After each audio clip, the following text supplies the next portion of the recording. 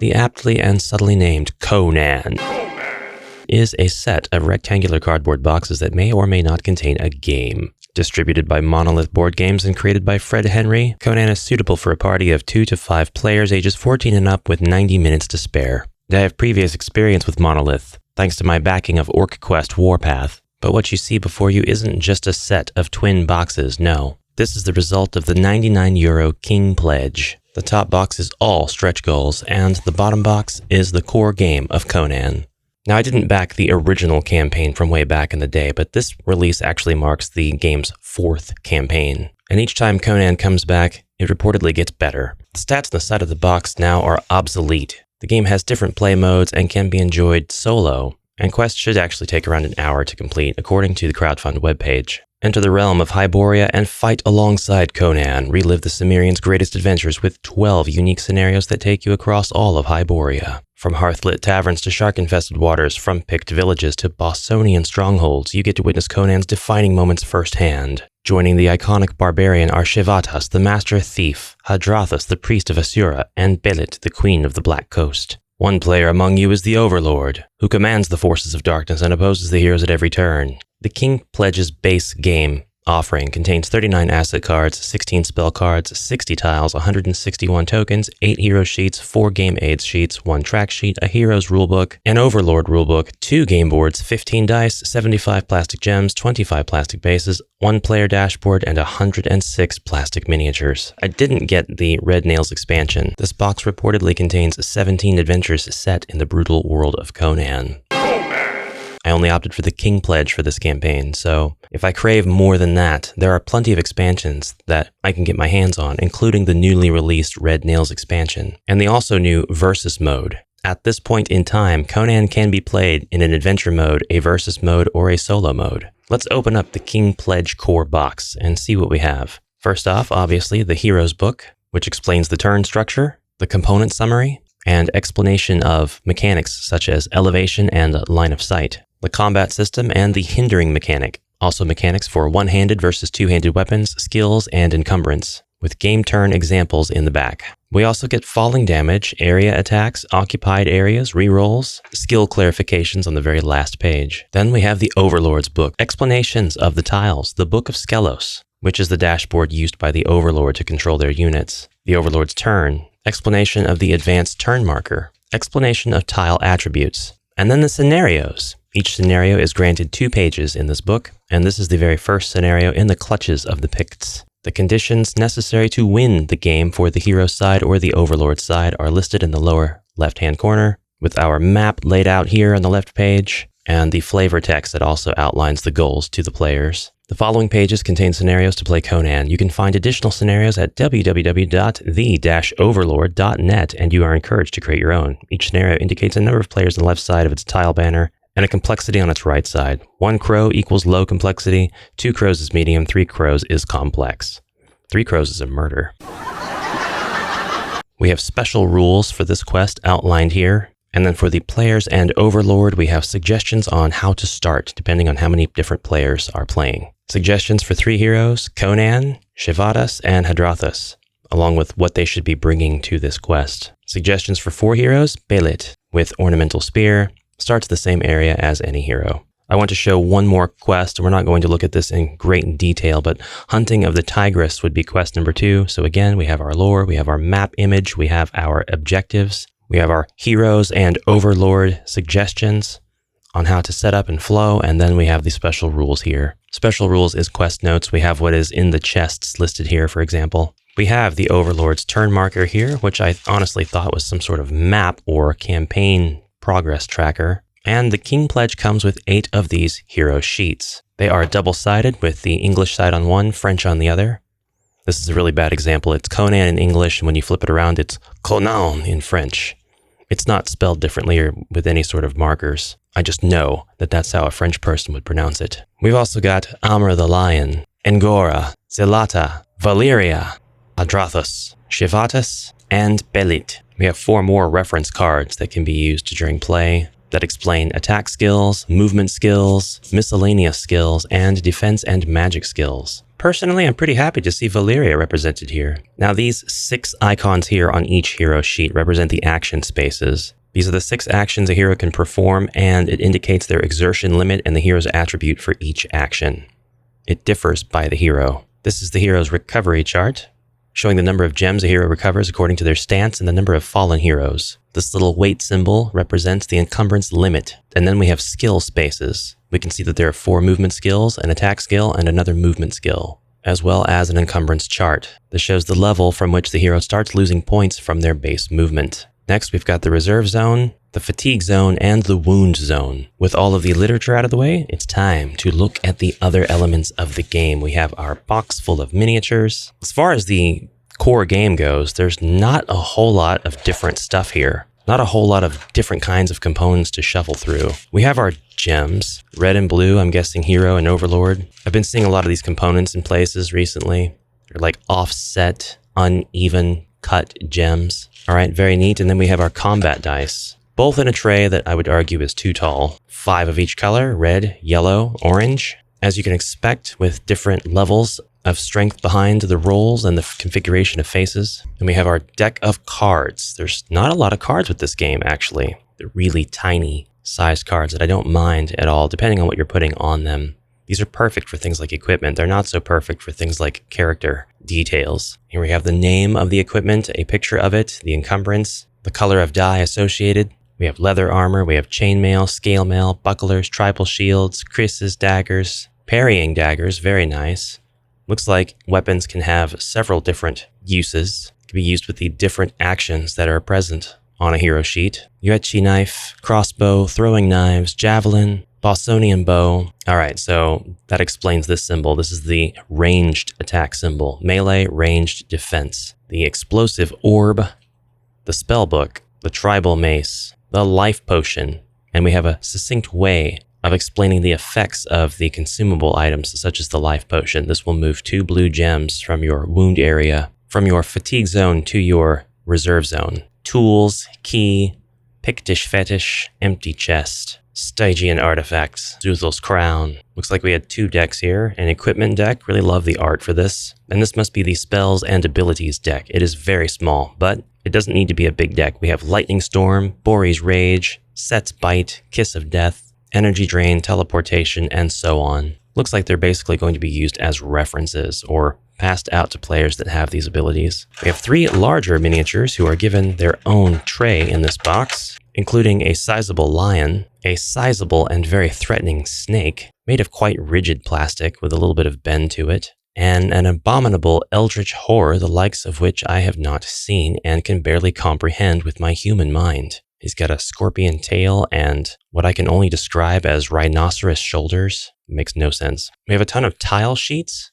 These are going to be for the Overlord mainly, and then also our chits that go into the hands of our greedy players as they collect things. Well, maybe not. I thought I saw gold tokens. These tiles are practically falling out of their sheets, by the way. Whoa. Which is totally fine. I love a good removable tile. Looks like we've got door tiles, chest tiles, chairs, tiles that have the action symbols on them, barrels. So all of our scenery is going to be represented by tiles across the maps. Tiles with pictures of characters on them, tiles with pictures of abstract concepts on them. And these enemies are to be used on the, what is it called? The Book of Skelos dashboard for the Overlord. These are basically like your monster cards. You'll have your miniatures on the board represented, and then these will help you keep track of things like turn order and whether or not they're alive or, well, dead. Now notice when turning these over, we get that bloodied version of the picture, but the blood obscures all but 2 of the action symbols, so I wonder if these symbols are ones that the enemy can still use on their turn. As stated, there are a lot of these, one for every miniature in the box. I'm going to go ahead and remove what's left in here, and then just give these a good shake. This was more out of necessity than it was to have fun. These things are just falling out everywhere, and it was going to drive me nuts, so time to take matters into my own hands. My own barbaric hands. Oh, there's that done. We've actually looked at everything that comes with this except for the 2 boards and the over 100 minis. It kind of looks like the complexity is in the decisions that you make during combat. This might objectively be one of the best maps with this game. It is a sort of fortress, a fort. In the dead of night, there is a swarm of bats coming up over the battlements. a couple of rooms down below. I'm not entirely sure if this white line that runs through the center here is just due to the board wear or if they accentuated it to make it obvious that they are different spaces. I think it has more to do with the sections of the board, though, just not being able to hold up against constant folding and unfolding. Mind you, this is the second time I've unfolded this board. Well, that's all right. Let's take a look at the other side. This other side is really cool. We have two ships that are running parallel to one another. The occupants, obviously, are going to be locked in a ferocious sea battle with people jumping from one ship to the other to engage in swashbuckling. Or you might be able to get behind one of these ballistae, and fire great bolts right into the enemy, just right through the enemy. Or if they're heavily protected, into the enemy, which will then send them flying. This beautifully illustrated board gives us a bit of a bird's eye view. Literally, we have an illustration of a raven that takes up about an eighth of the entire artwork. I'm not going to complain. I'm sure this board does exactly what it's supposed to do. Yeah, that white line, unfortunately, or a pair of white lines is due to wear. Just 2 seconds of usage, and there you have it. But that's okay. This is a picked village. I suppose it could be any number of different kinds of villages, but this is the one present in the very first quest. And then we have a gorgeous interior. This is... I'm going to react pretty quickly here. This might just be love at first sight. This is the most gorgeous in-room map board I've ever seen and probably ever will see. It has the large disadvantage of not having a grid tile convention. So you can't just use this in whatever game you like, but it is enormous. There are lots of rooms. The rooms are sizable.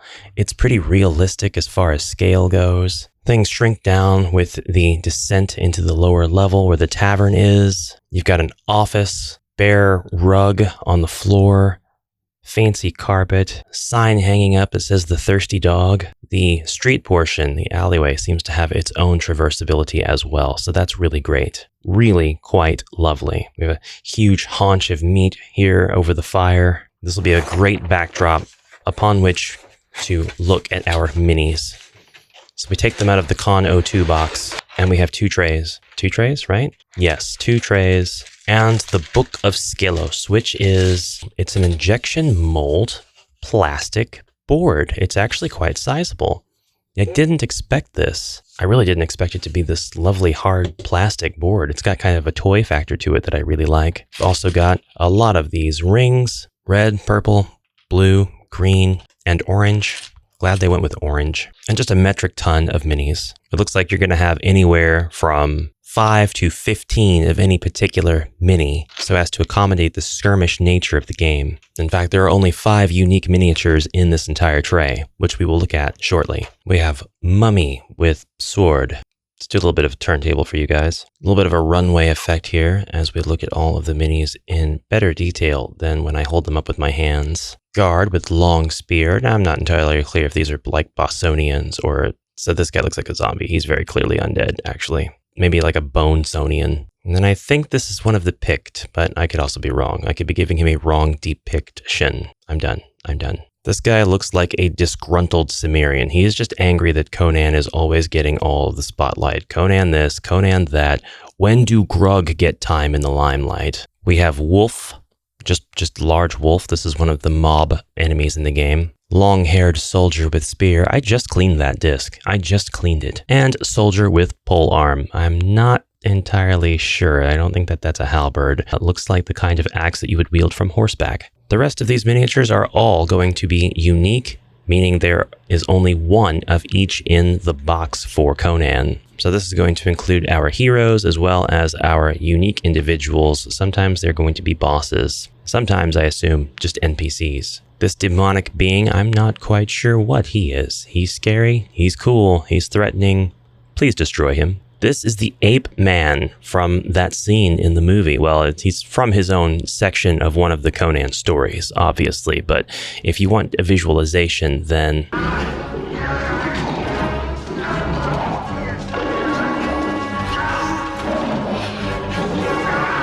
Another character, this one looks a little bit more knightly or squirely. His manner of dress and his weapons and his stance all seem very foreign, definitely not from Hyboria, or Cimmeria, I should say. Then we have this fellow here. That's kind of interesting. This guy actually kind of looks like one of the versions of Conan from the movies. I'm kind of wondering if there are multiple Conans in this box because we have what looks like two very distinctly Conan miniatures in this box. This is the first one, and it's in the very upper left-hand corner of its miniatures tray, which makes me think main character. And also, we have this one, which was in the upper right corner of the tray. So if this isn't like the main character, then maybe this is one of the main bad guys. He is, after all, cast in a lighter plastic. Look at the size of this guy, though. We have a wolf miniature, and no, this is not the same as the beastly wolf things from earlier. Somebody who is wearing a ton of skulls on some kind of object on his back. It's almost like a skull backpack of sorts. This is definitely somebody threatening, commanding, not just a simple mob. And then a creature I cannot wait to learn more about. Some sort of hulking ogroid. Very scary features on the face, almost like a strigoi. That's the creature name I'm looking for. The kind of vampire that Nosferatu is modeled after. The rest of our miniatures that are cast in the slightly darker gray plastic, I think all represent our heroes.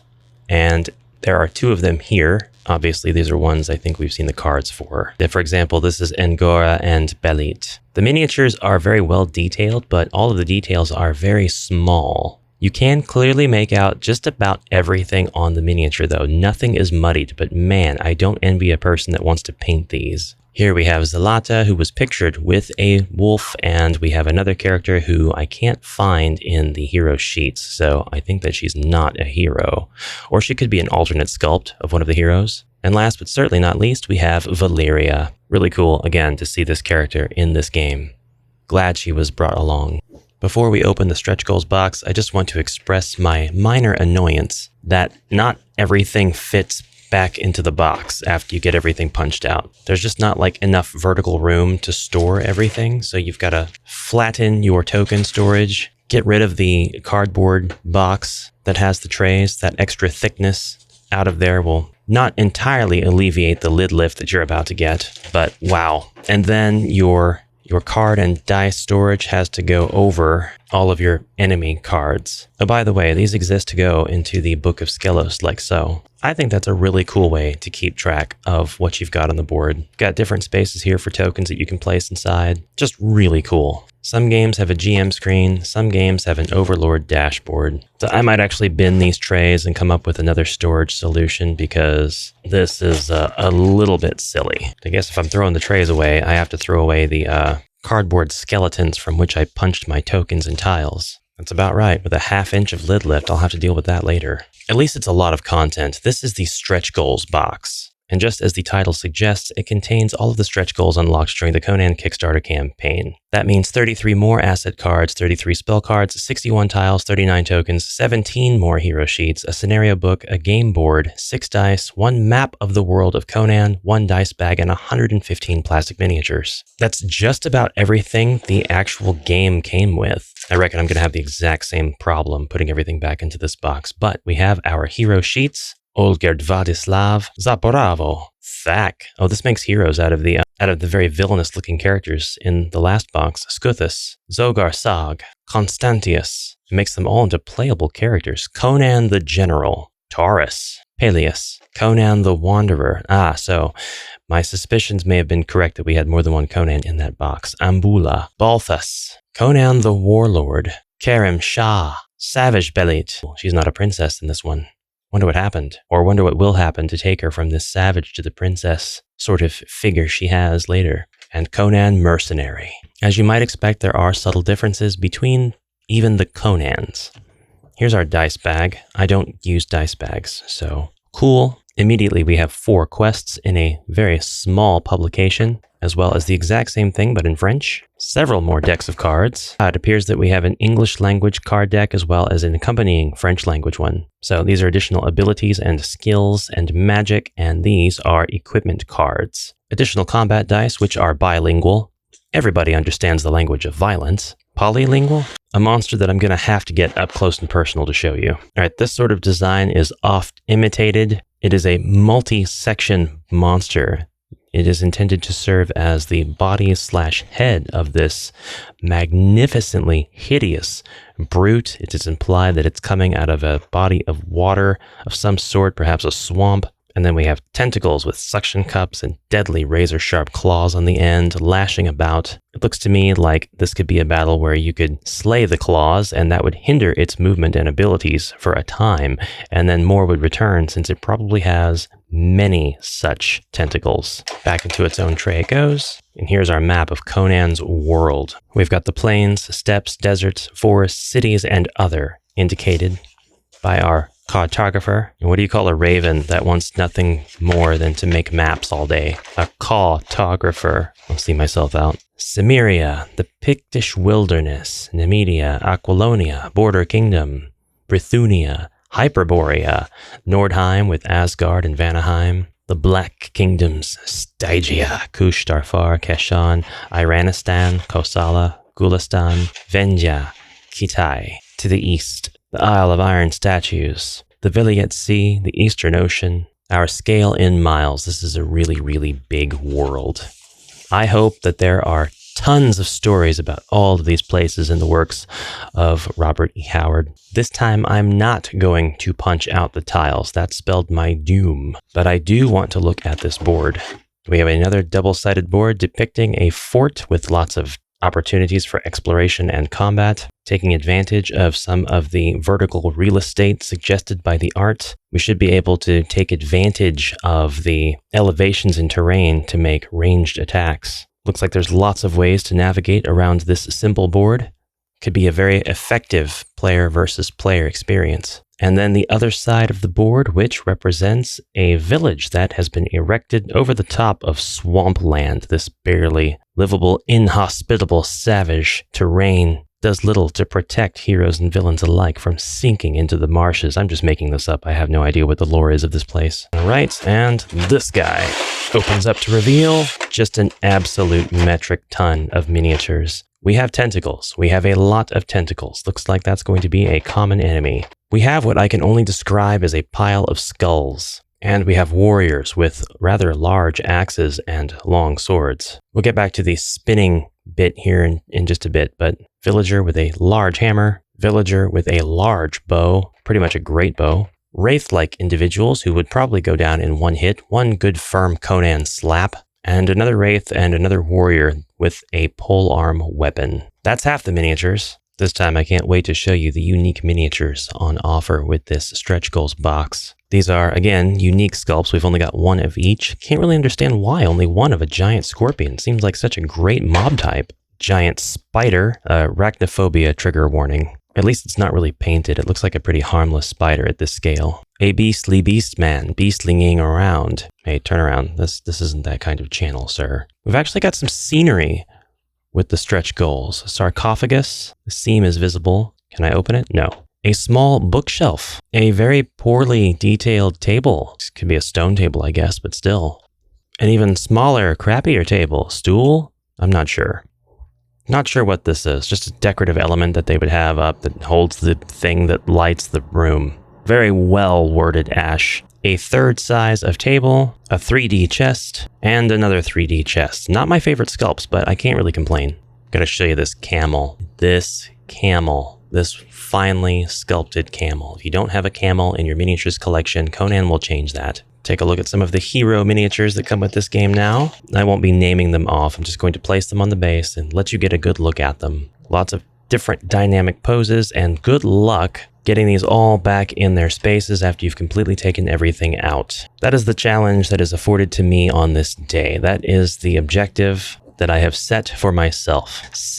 I am not looking forward to putting these guys back. I don't know if I will. I might give up before I even begin, with only vague little impressions made into the plastic tray to indicate where each unique sculpt would go. I find myself realizing it would have been very useful to have taken a photograph of this first. Oh, this guy looks really cool. I actually really like the pose on this guy. It's a little silly, but it just seems to be retro, vintage even.